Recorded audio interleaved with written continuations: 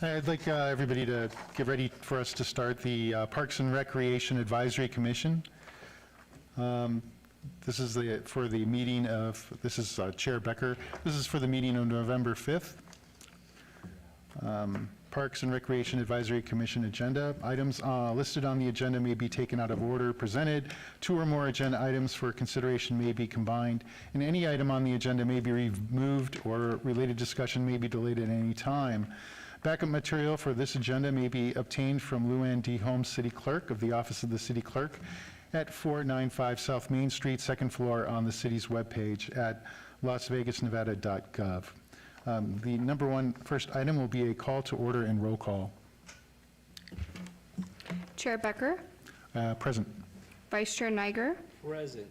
Commissioner Sherman, Present via teleconference. Commissioner Arminian, excused, Commissioner Gabray, Here. Commissioner Howard, Here. Commissioner Keller, Present. Commissioner Martin, excused, Commissioner Zamora, excused, Commissioner Burgos, Present via teleconference. Commissioner Cornwall, excused, Commissioner Robinson, excused, Commissioner Stitt, excused, Commissioner Vogels.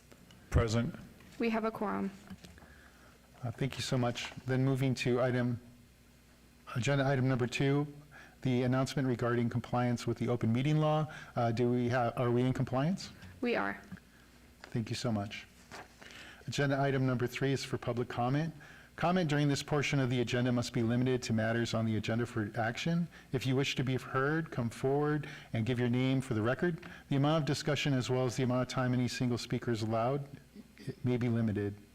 I just want to thank everybody who's here today and on the phone. I know it's an election day, which always makes it a little hairy for people. So thank you for donating your time and coming to do the fine work for the people of Las Vegas. Thank you. So agenda item number 4 for possible action to approve the final meeting minutes by reference of the regular meeting of October 1st, 2024. Do I have a motion? So moved. Commissioner Howard. Okay, we have a motion by Commissioner Howard. I'd like to go ahead and call for a vote, please. All those in favor? Aye. Aye. Opposed? Okay, with the motion carries. Moving to agenda item number 5, we have a report from the Department of Public Safety regarding issues at city facilities and parks, all wards. And we get to see a familiar face.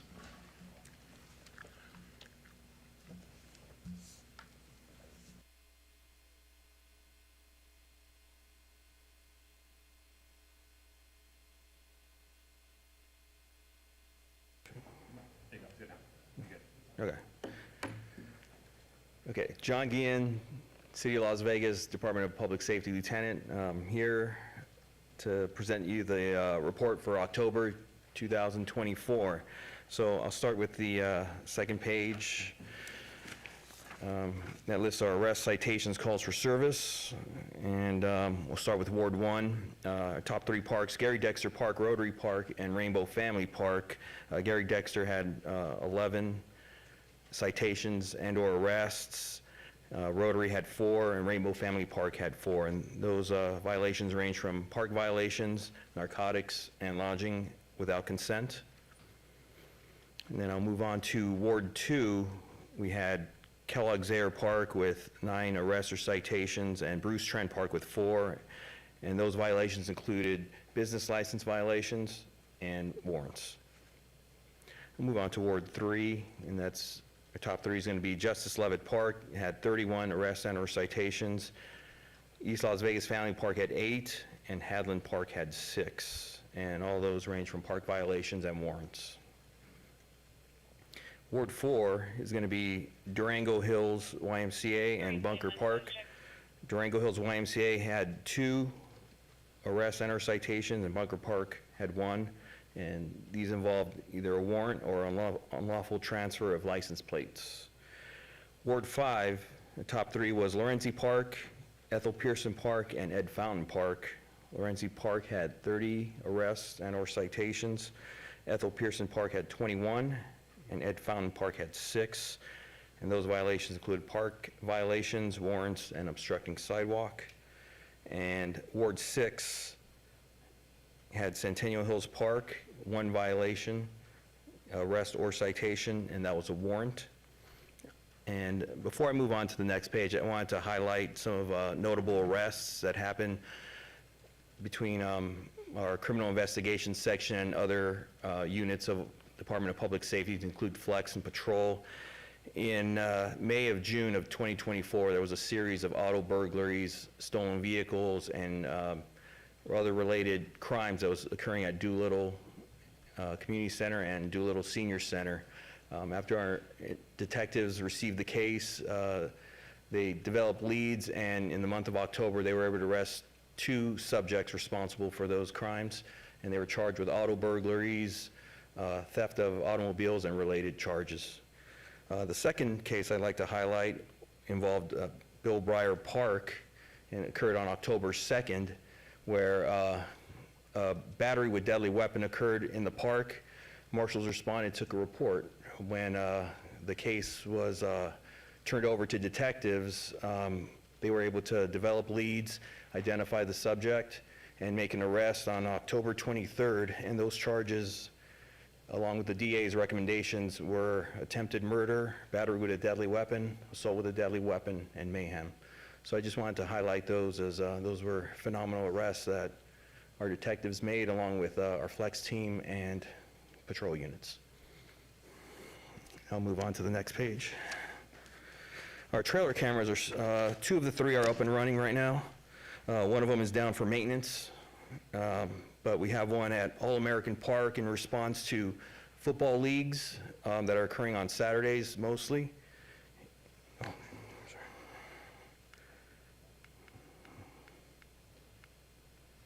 sorry. And the second is, was moved to Betty Wilson from Darling Tennis Center in response to complaints at the nearby high school, and that was in collaboration with Metro. And the final page is, October was a busy month with trunk or treats and national night outs, but we'll highlight 5 of the events. They were at Doolittle Park for National Night Out, Bruce Trent Park for trunk or treat. October 23rd, we had at Veterans Memorial Park our Heroes for Heroes. October 24th, East Las Vegas Community Center trunk or treat, and Huckleberry Park had a trunk or treat on October 26th. And that concludes my report. I'm happy to answer any questions you have.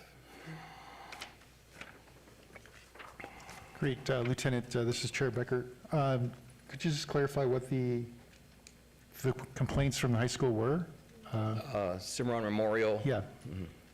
No, I know where they were Oh. from, but what were the complaints? Oh, it was just that a lot of kids congregating there, and they just wanted to have like something that was deployed that, you know, could act as a deterrent. Oh, to, I got you. Yeah, Okay, gathering. so they weren't necessarily behaving in, No. oh, Yeah. gotcha.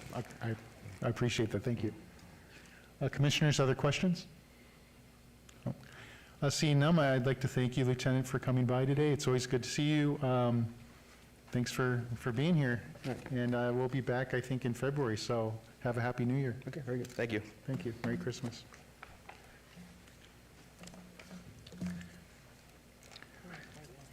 Moving to agenda item number 6, we have a report by Steve Glimp, Parks and Grounds Maintenance Manager, regarding parks maintenance updates for all wards.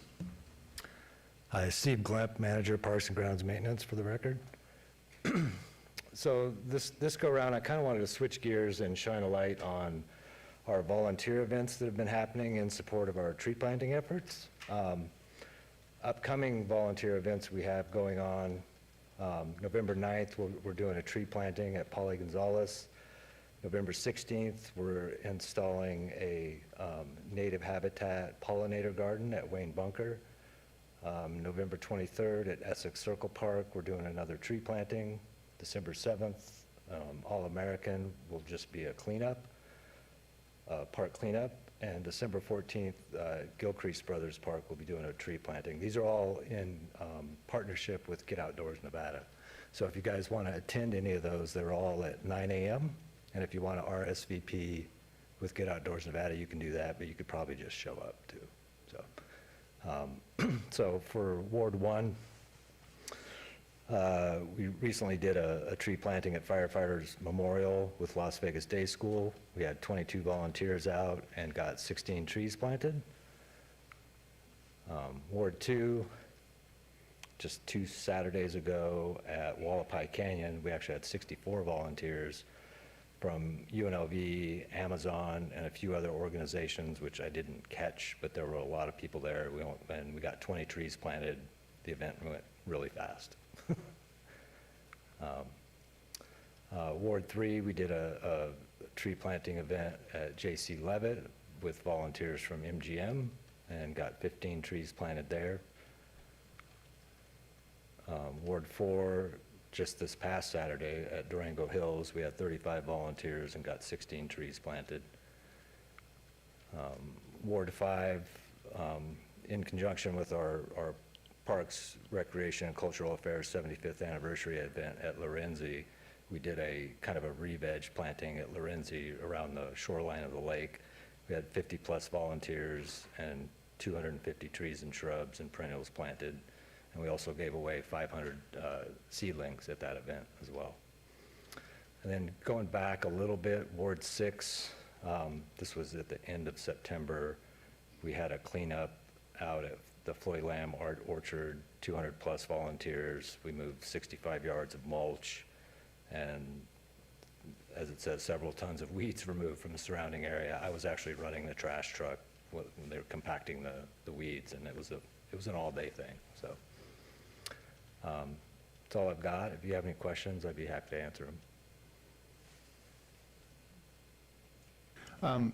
Manager Glimp, I have one. Actually, I was getting in the car today when several constituents approached me and saw my jacket. And so they wanted to talk. They just asked some questions. They were about 8 years old. And they had some questions about, they wanted to know if there could be a cleanup on the skate park at Police Memorial Park, because they said it's actually, there's quite a bit of graffiti that's been put on the skate park, and they were just hoping that would get cleaned up. They also wanted to say that they love the skate park. They just wish it was a little bit bigger. I told them that probably wouldn't happen, but I would definitely bring it to your attention that maybe it needs a cleanup. For sure. We'll get staff over there and address any issues. Great, thank you. Any other questions? Yes, Commissioner? Commissioner Voketz, Ward 1. This is actually a kudos to the folks in Ward 4, but I want to express from all of the pickleball players at Durango the raising of the fence, which was a creative way of creating cantilevered shade.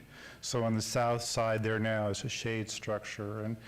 And looking at their Facebook posting, it reached 1,300 people. Usually their posts are about 200 people. So good job. Thank you from the players at Durango Hills Pickleball. Steve Glimp, appreciate it. Thank you.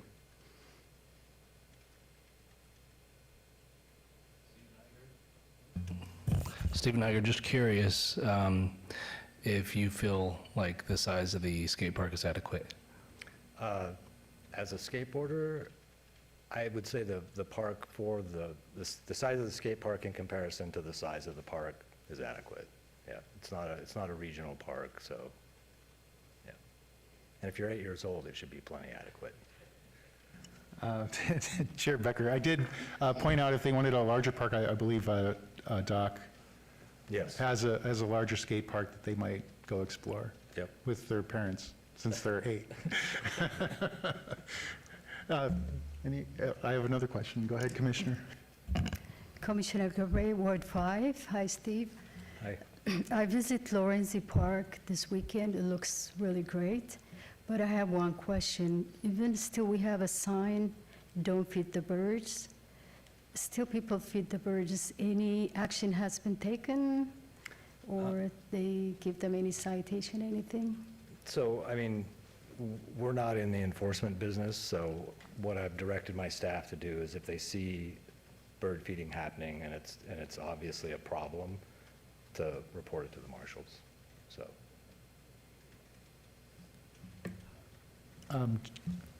Chair Becker, as an additional thing, unless you don't feel comfortable, it's always fine for a commissioner just to point out what the park rules are, just to identify yourself and what the park rules are, of course, if you're comfortable in that situation.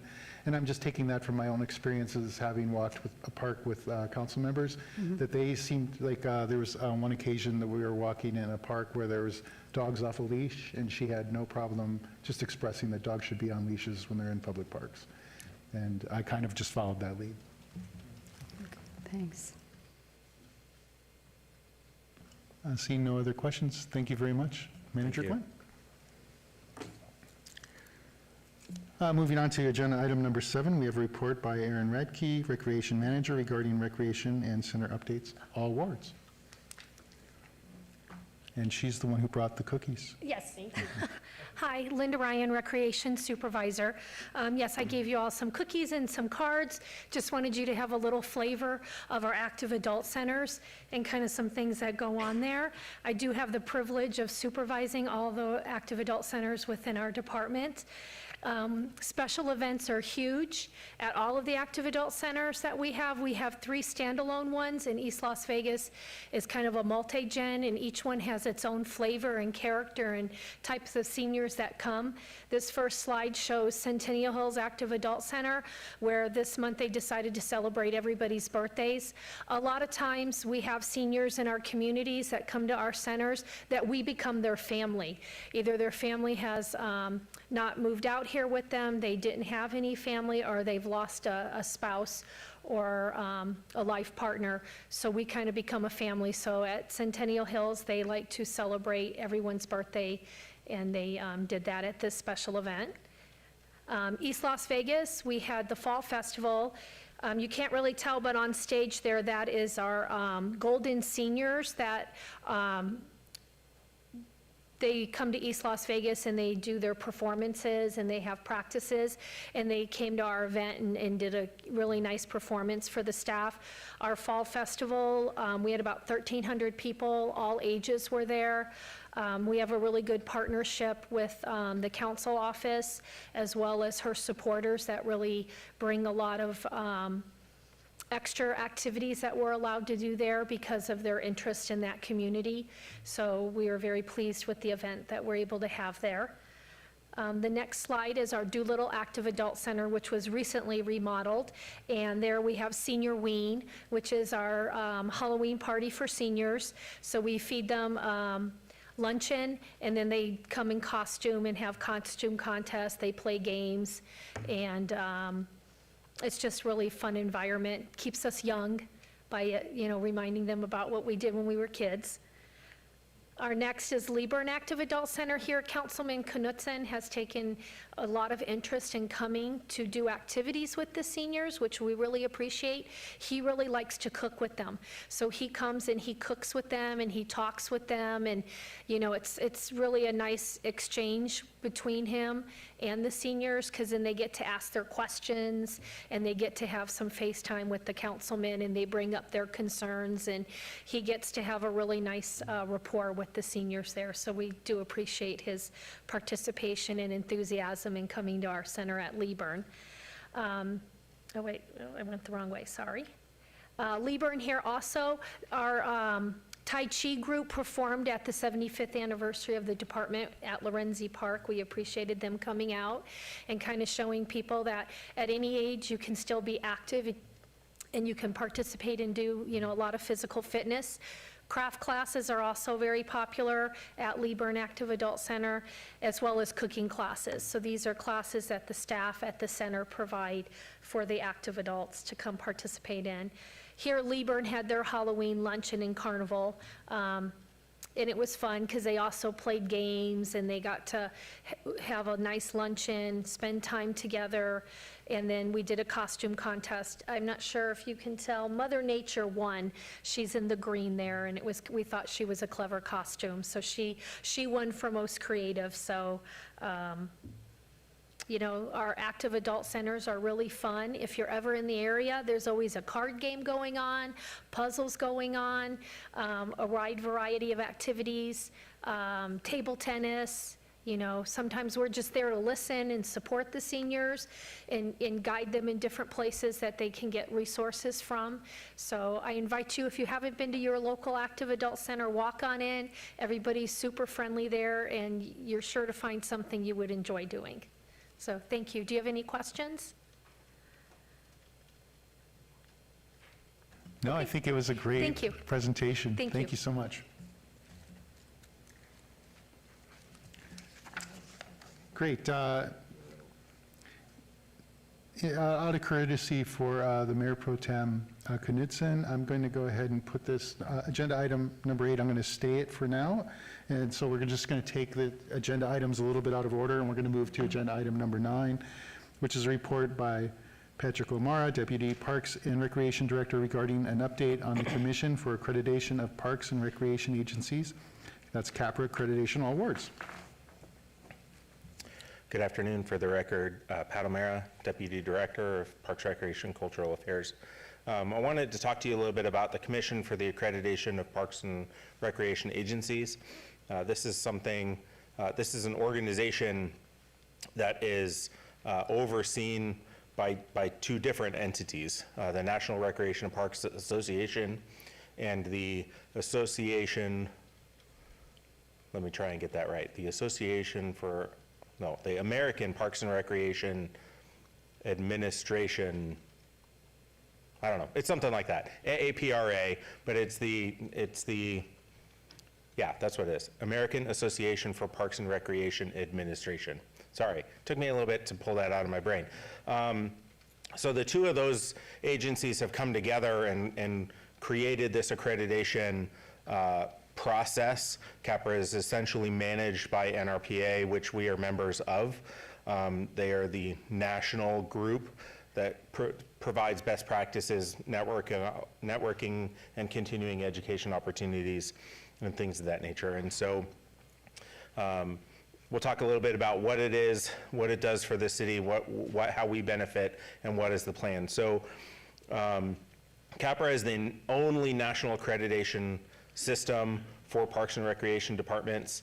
It's a valuable measure of the department's overall quality of operations management and services. So there are 154 different standards that we would have to meet over the years. And they cover things from communication to finance to HR. It really becomes an all-over organizational accreditation, but certainly it's looking at Parks and Recreation specifically. So we will be working with other departments as we're moving through this process. Achieving CAPRA shows that we are dedicated to level of service improvement, process improvement, efficiencies, and things of that nature, which are important to us regardless of if we want to go forward with the accreditation anyway. And so it's something that we've undertaken. Again, there are 10 different categories for our standards: human resources, finance, programming, operations, park planning, and again, there are a lot. We've taken on this accreditation process because, again, it would demonstrate that we meet national best practices for operations and efficiencies. It holds the department accountable to operating standards. We would be required to look at every policy every 5 years and update things that need to be updated, and try and move our department forward, again, with those best practices in mind. It ensures that all staff are providing quality customer service. So it really becomes part of our culture in that we're really working on onboarding everybody and showing them the dedication to good customer service, efficiencies in service, and those best practices. And then again, it creates that environment of regular process improvement where it's not a punitive thing, it's just what we do. It's looking at things, and so it really sets everybody kind of as an equal playing field for operations within our system. So here's our plan moving forward. We kicked it off early spring this year, and started getting our teams together. We have one team for each of those topics, and we've begun our training for staff this fall. By the end of by the end of January, we should have our gap analysis done. So we'll have identified what of those standards we meet, what do we need to update in order to meet them, and what do we need to create in order to meet them. And then by the end of August, we'll have all of our evidence of compliance put together. We will work on our self-assessment, which is basically our own internal report card that we will turn in to our CAPRA accreditors. They will actually send people to look through our documents, to go to our parks, to look at our facilities and show that we have really implemented these processes and procedures into our operations. And then that actual visit will happen in the spring of '26. And then once that's done, we kind of just play the waiting game. And our accreditation determination will happen in September of '26 at the national conference. This is something that the city has done before. As I understand it, we were the first department in the state to actually gain accreditation. And then through the recession, a decision had been made by somebody to not continue because there are fees associated with that and those kinds of things for keeping your accreditation, like you might see with a certain certification you have professionally or something along those lines. So it's something that had been lost to the city. It's something that has been tried to kind of get started, but certainly we've been through a lot with, COVID a few years ago, and many of you who have been around a little bit know that there's been a lot of change in administration over the last several years in the department as well. So some of those things kind of stalled us out, and we feel like we have a good team in place right now. We certainly have a great staff in place right now, and so this is a good opportunity for us to continue moving forward. I just wanted to bring this to your attention and let you know that this is something that we're actively working on, and certainly there will be additional updates as we go through the process. Great. I see a question, Commissioner. Commissioner Howard, Ward 6. Due to the potential budget shortfall that the city of Las Vegas may be facing in 2025, is that going to affect any of these fees that you were discussing, or the possibility of not being able to get those fees? Do you have an answer? Do you know, really? Yeah, so we have already applied for accreditation.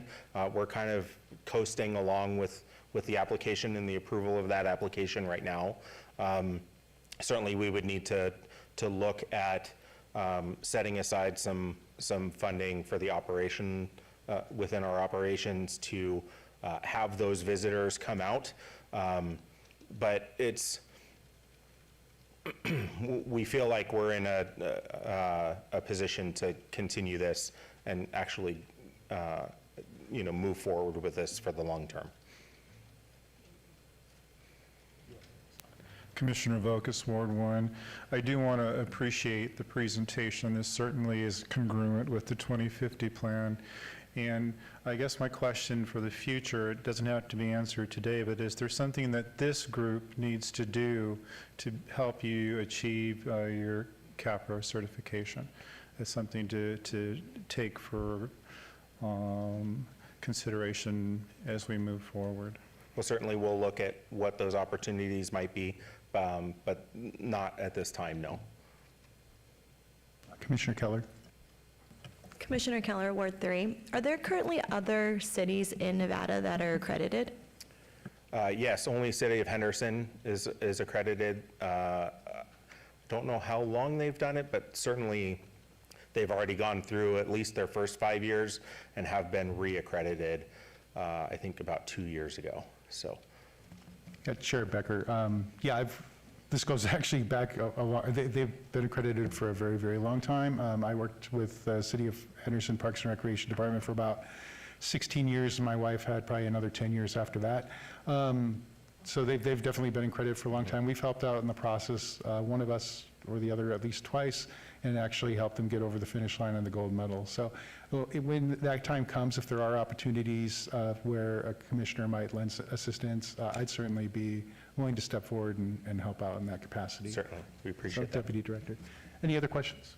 No? Great, thank you. That's excellent. I'm all for and support of seeing the City of Las Vegas accredited again, so thank you for Yep. taking that on. Thank you for your time. I do see that Pro Mayor Tim Knudsen has made it here, so I'd like to go ahead and open up agenda item number 8, discussion for possible action regarding the renaming of Cragen Park located at 984 Hinson Street, Ward 1. Good afternoon. Thank you so much for your time. For the record, Brian Knudsen, I represent Ward 1 in the city of Las Vegas, and thank you for your volunteer service. You are volunteers, correct? No one's paying you to be up here. It's like a holiday outside, so the fact that you're in here working away, I really do appreciate that. And I'm here today really just to solicit your feedback, your advice. I respect your decisions wholeheartedly. My idea is coming to you to rename Cragen Park, and it's my idea solely. So there's nobody else in the city, there's nobody on the outside, nobody's lobbied me. This was my idea, and in speaking with the staff at the Parks and Recreation Department, they said the path would be is to go and solicit your feedback and your ideas as well. If your feedback to me today is we're not interested in the renaming, then I'm going to walk away and I'm going to be okay. But I'd like you to strongly consider what my proposal would be, and that would be to rename Cragen Park to the Goodman Family Park. And I'll give you a little bit of background. Cragen Park, if you're not familiar, it is right in the heart of Ward 1. It's right behind Hyde Park Middle School. So if you're coming right off of Charleston and Valley View, there's a fire station, there's Hyde Park Middle School, there's now a charter school, Sage Collegiate, and then right in the middle of all of that complex is Cragen Park. Cragen Park historically has been softball. It's used by Hyde Park Middle School. And it's also where Downtown Soccer Club plays a lot of their soccer practices. So I've spent many nights there in soccer practice. We've noticed over the last couple of years that soccer is obviously becoming a much bigger sport here, softball maybe not so much.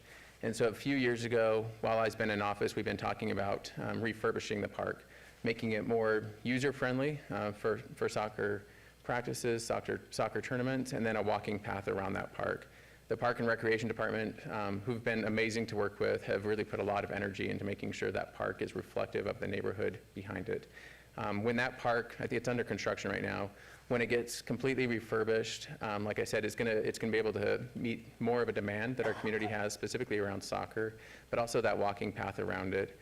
When all that kind of came to fruition, I wanted, the mayor is obviously, tomorrow is actually her very last meeting. And so she would hate anything to be named after her. I've known her for a really long time. She doesn't really care about something being named after her. So this isn't about Carolyn Goodman. It's not about Oscar Goodman. They get lots of recognition. What I wanted to do was kind of think about their family. They have 4 adopted children. They talk about them all the time. They have many grandchildren. And what is important to her is her family. And so that was one of the things. All of her kids went to Hyde Park Middle School, so she's very familiar with the area. They all played on those fields right behind it. And as we're refurbishing it, that's kind of my thought is, it would be nice to kind of recognize the family and the sacrifices they've made to allow their parents to be Las Vegas, to run Las Vegas, to do Las Vegas for 25 years. And so tomorrow is Carolyn's last meeting. I wouldn't want to say anything to her or to Oscar until anything was finalized. But when the park reopens, that was my hope, is can we rename it Goodman Family Park to really celebrate the children they have. I know the Parks and Rec staff did some research around Cragen. He was a former mayor of Las Vegas.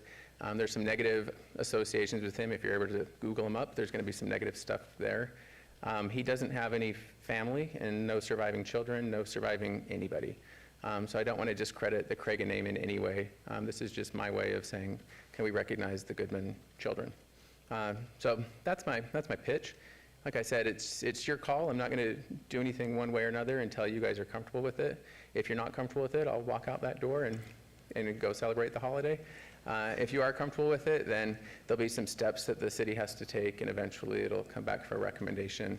And that's the pitch to you guys today, and I'll take any questions or feedback or anything you got. Okay, yeah, before we move on to the next step, this is Chair Becker. I just want to open it up if anybody has any questions or wants to say anything for discussion.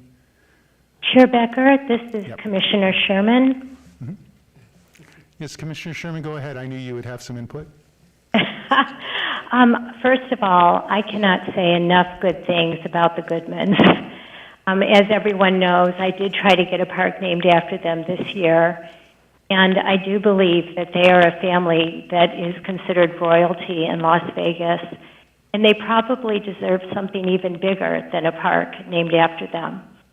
And I hope that the city will consider possibly even the building that's being built across the street, city development. I'm not sure who's in charge of naming that building, but I would love to see that be named after them. I do want to say that we do have a park naming policy, and the park naming policy does specifically state that city parks, facilities, or property may be renamed only if the current name no longer has geographical, historical, or other significance. Facilities named after individuals should not be changed unless the continued use of their name for the facility would not be in the best interest of the city.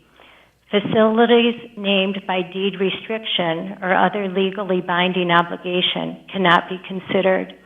So one of the things that I do want to bring up is that if this park were to be renamed, it's very possible that there would be some backlash, just like what we experienced in 2008 when we added names to existing parks. There are still a lot of people who consider that park by that name, and they might be offended by a park naming change. I know it's not within the rights of this commission, but I would love to make a recommendation that one of our city buildings, recreational centers, something even bigger than this park, be named after the Goodman family. And that might even include, we're doing an entire pickleball complex is being built now close to the school that Carolyn Goodman was a founder of, Meadow School, at Bruce Trent Park, just a few blocks away. That maybe we would even name something at Bruce Trent Park, maybe possibly even the pickleball fields after them, if we can't find something even bigger and better for this most wonderful, deserving family. Thank you. Thank you, Commissioner. Do I have input from other commissioners? Your Commissioner, please. Commissioner Voket's Ward 1. I do rise in favor of this recommendation, and I think it's appropriate.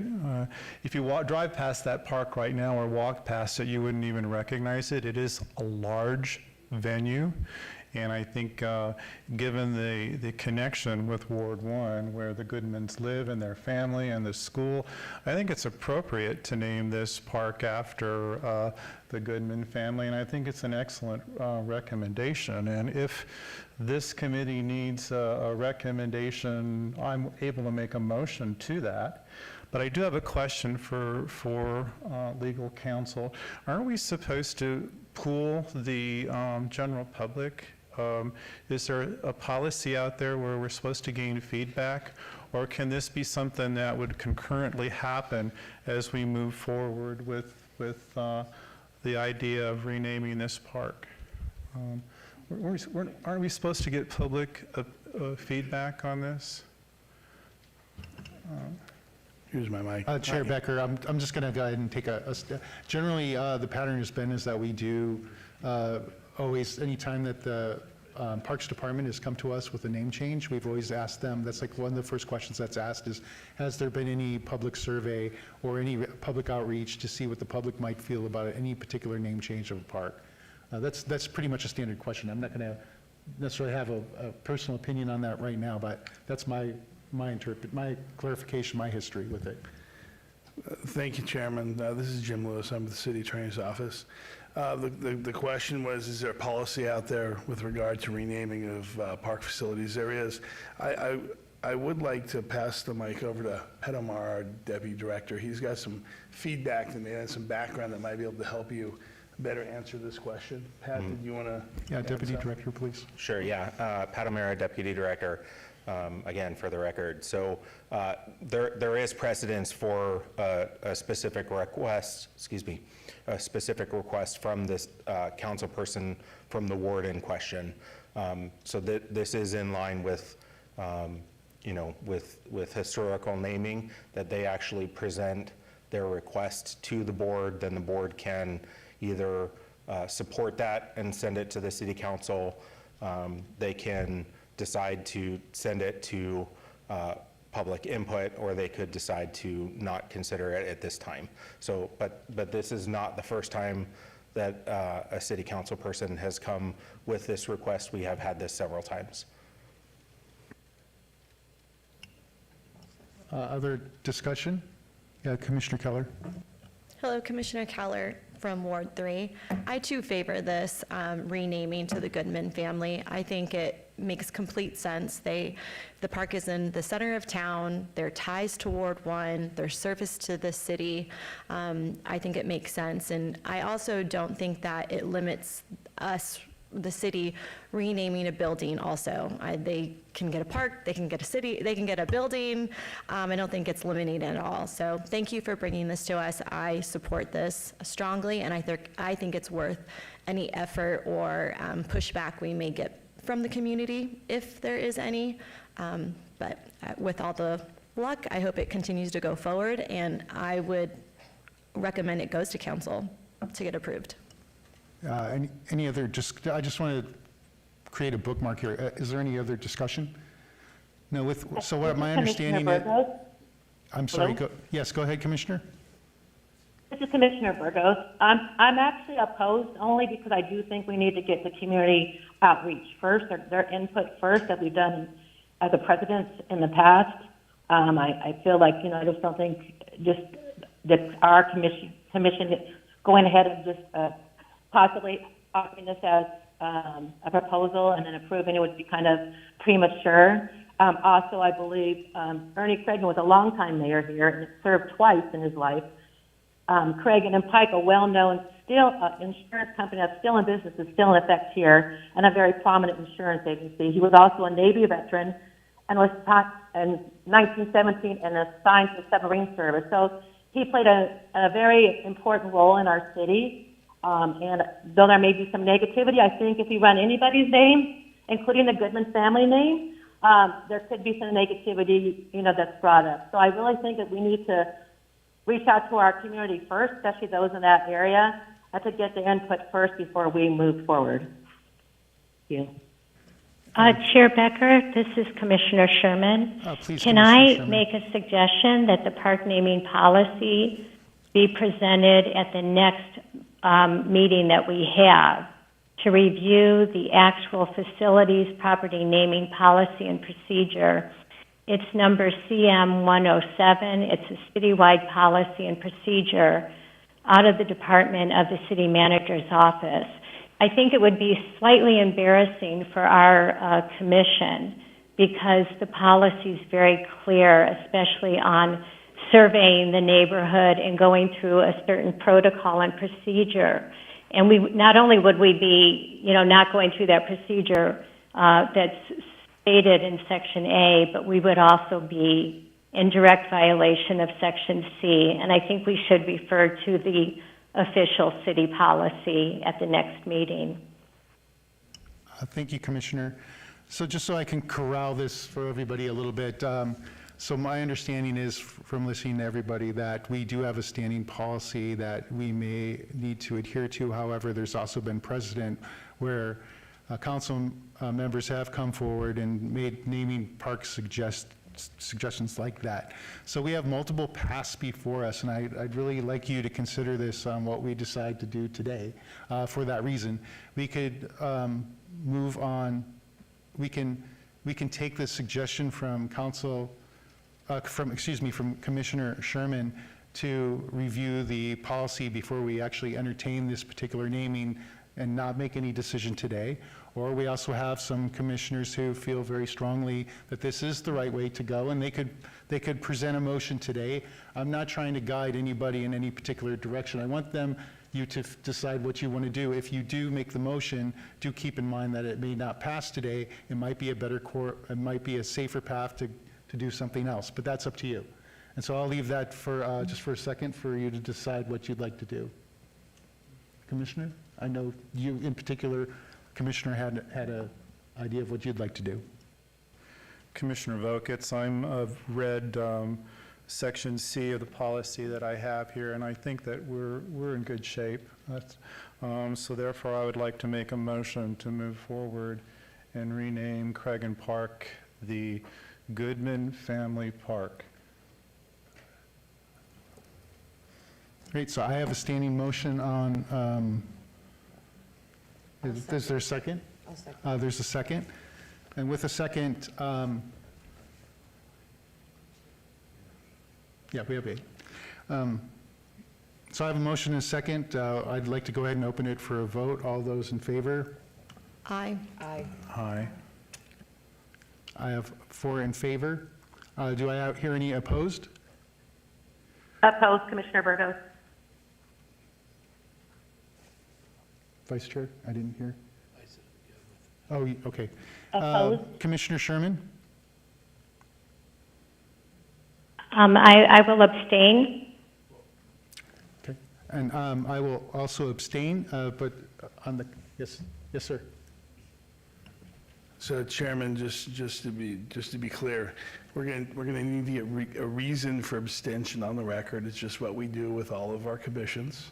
The state law does require that there are reasons for abstention. State law wants our either commissioners that we want you to vote. State law wants you to vote.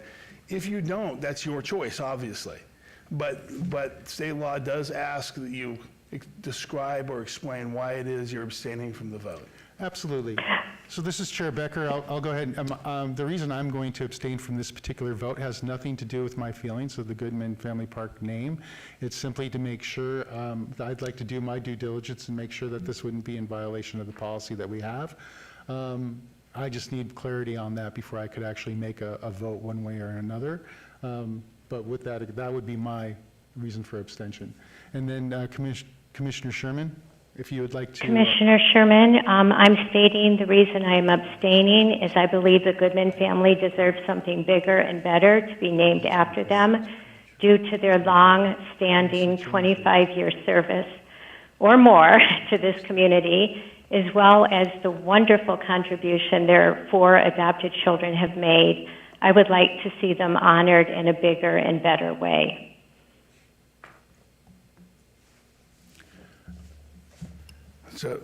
So Chairman, by my count, you've got 4 to approve, 2 to deny, and 2 to abstain. Is that correct?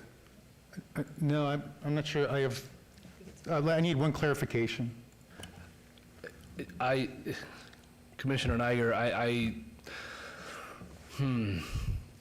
agree wholeheartedly with the councilman's spirit and the intent and the support of the family, but I also agree with Commissioner Becker's comments. I don't feel that I fully understand, and if abstention is an option, and that is a good reason for a vote to abstain, I think that's where my head is at. Because I need to review stuff. I don't quite understand why I think there's a reason to respect protocol and procedure and history and precedence. Commissioner, I understand. So is your vote a no on this motion? To abstain. To abstain. So we've got 2 abstentions. Yes. No, we have 4 in favor of the motion. We have 3 abstentions, and we have 1 no. Which in my preview means that would be a motion that carries. Is that correct? That is a motion that carries with those abstentions. The motion carries with those abstentions and that no. So based upon this vote, then we would go ahead and have the Parks Commission, Advisory Commission make a recommendation to the City Council to entertain this. I would, with respect, Councilman, I would suggest or make the recommendation at minimum that before any formal naming procedure goes through, that the City Council go ahead and do that public outreach that I mentioned earlier, or that was mentioned earlier, because I think that's just the right thing to do within the community. It could head off any potential, problems with that. And short of that, I think the motion's carried, so we'll have the recommendation made to the city council. Thank you. Mr. Chair, if I could just take 1 second, I just, and I appreciate everyone's time and energy, and your votes matter. For anybody who abstained or voted in opposition, just to give some level of feeling okay about what's going to happen. I actually wrote the policy that they're talking about. I used to work at the City of Las Vegas 15 years ago. I'm very well aware of what's within the realm and the possibilities of the council, as well as your board, as well as the staff. And so I'm very comfortable with the legal aspects of what I'm asking you to do. There could be backlash. The backlash is owned solely by me. This is solely my recommendation. There's no backlash at all for any of you. This is about me and what I think is right for my relationship with the Goodmans, and I appreciate your support in recognizing that. And then as far as other structures, I can't publicly discuss them, but I can guarantee that this entire city staff, all 3,700 employees, are going to put a lot of energy into making sure the Goodman family is recognized, and it'll be in a way that I think this community will see how grateful we are. So while I can't discuss that publicly, I think you'll be shocked at how much we will do for the Goodman family. With that, Mr. Chair and board, I very much appreciate your time. I hope you have a wonderful evening. Thank you. Thank you.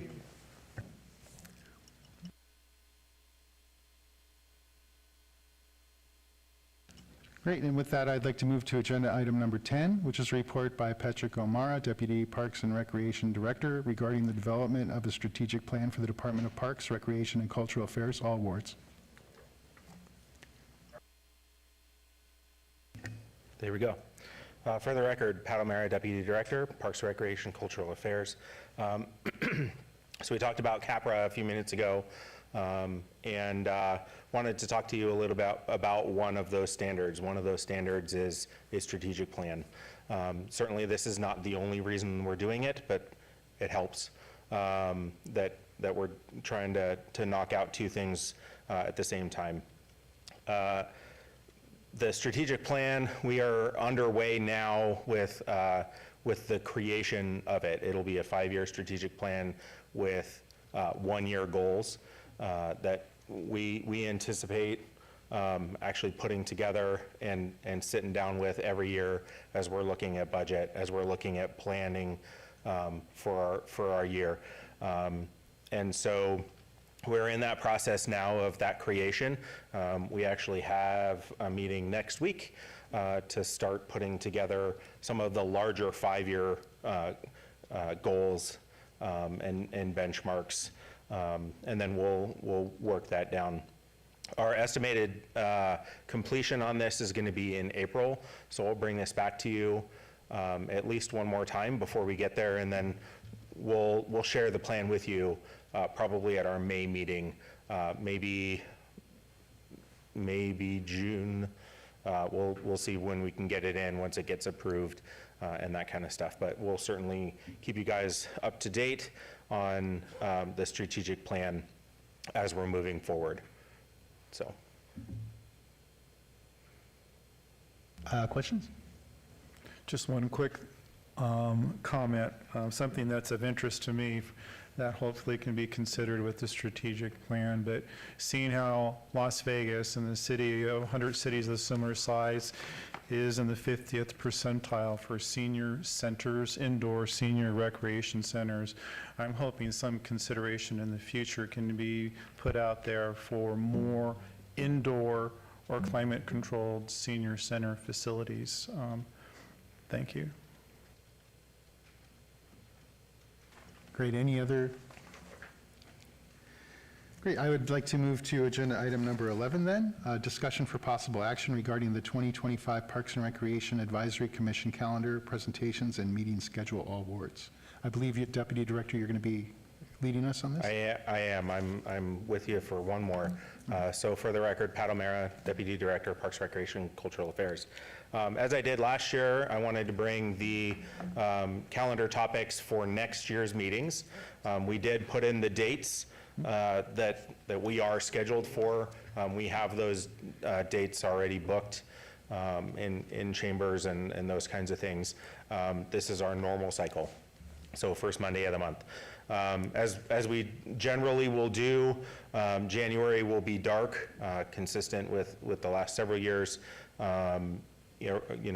with people traveling around the holidays and things like that. So we'll pick back up February 4th. We'll talk about bylaws, the park naming policy, and park hours. That was one of the requests that came across as we were calling for information last month.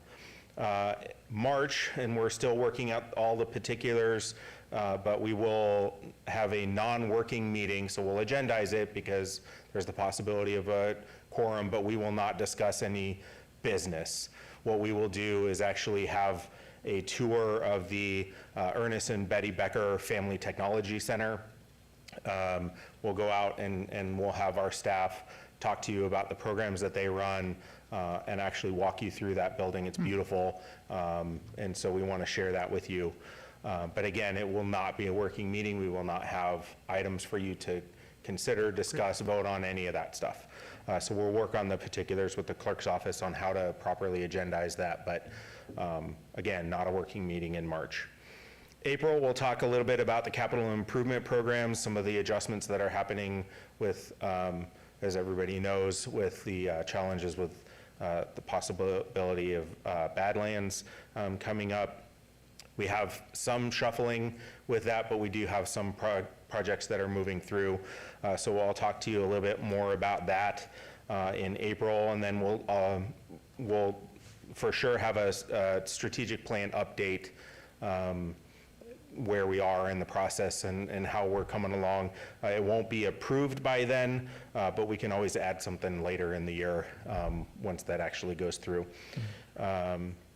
We'll talk a little bit about park amenities and how we're trying to meet all the ADA compliances as we're doing changes to those play structures and making adjustments and renovations to parks, how we're looking at those things and really working with our Public Works Department on our ADA transition plans and things of that nature as well. So that'll be a presentation in May.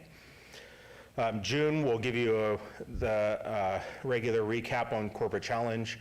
It's always great to have that come back in. And then as we have done, July and August will go dark with it being the hot summer months and certainly our busiest seasons with most of our programs. So we'll be dark for those 2 months. Probably in September, we'll actually be in a new location, I hope. As you know, we're building a few buildings across the soon-to-be abandoned street, and so we do have a chambers in the new building that we anticipate using for our commission meetings. It is actually on the floor that Parks and Recreation will be housed on, so it's kind of like you're coming in, hanging out with us in our house. So we will probably be in the September meeting range. Just depends on all that construction finishing up on time. And during that, we'll talk a little bit more about active adult classes and programmings that we have citywide year-long. So not just what are we currently working on, but we'll have a little bit more of a report about the different things that we do throughout the year. In October, I'll give you an additional update on the CAPRA process, where we are, how we're looking, those kinds of things, just to keep you informed of that. And then in November, we will show you the next year's calendar, and we'll talk a little bit. By then, we should have everything set for a strategic plan. We may tweak some of these based on your comments in the future, but these are the topics and kind of how we've seen laying them out for next year. And certainly, as things come up, you're always welcome to message Ashley, and we'll try and get things on the agenda as possible. Great. Any questions? This is Commissioner Sherman. Go ahead, Commissioner. Chair Becker, would it be okay for me to address a concern? Yes, please, go ahead. I want to say that the Becker Technology Center from the outside looks wonderful, and I'm so excited that we're going to actually be able to do a tour of the facility. I am wondering if prior to that tour, we get a handout of some kind either emailed to us or at a previous meeting of what classes are offered in specifics? Sure, we can work on that and, you know, have that available to you. Thank you. Great. My understanding would be that this would be an appropriate time to approve the calendar as it's been presented. Keeping in mind that agenda items can always be added at any particular meetings that we have, and also recognizing that on March 4th, we won't be doing that, of course. Okay. With that, if somebody would like to make a motion to approve the calendar, I'd appreciate it. Commissioner Howard? I'd like to make a motion to approve the calendar. Great. Do I have a second? Second. From Commissioner Keller. Great. I have a motion and a second. All those in favor of approving the calendar? Aye. Aye. Any opposed? Aye. Aye. Okay, the motion carries. With that, I'd like to move to agenda number 13. Citizen participation, agenda item number 12, a report by commission members regarding park issues and events within their respective council wards and at large all wards. Would anybody like to present something regarding their ward? Commissioner Howard, Ward 6, City Councilwoman Bruni is going to be having a Saturday morning breakfast at Centennial Hills Park on November 16th. And Commissioner, did you have, no? Great, seeing no one else, I have two things. I just wanted to mention the Las Vegas Book Festival had about 10,000 people come to the historic Fifth Street School Park, many more than last year.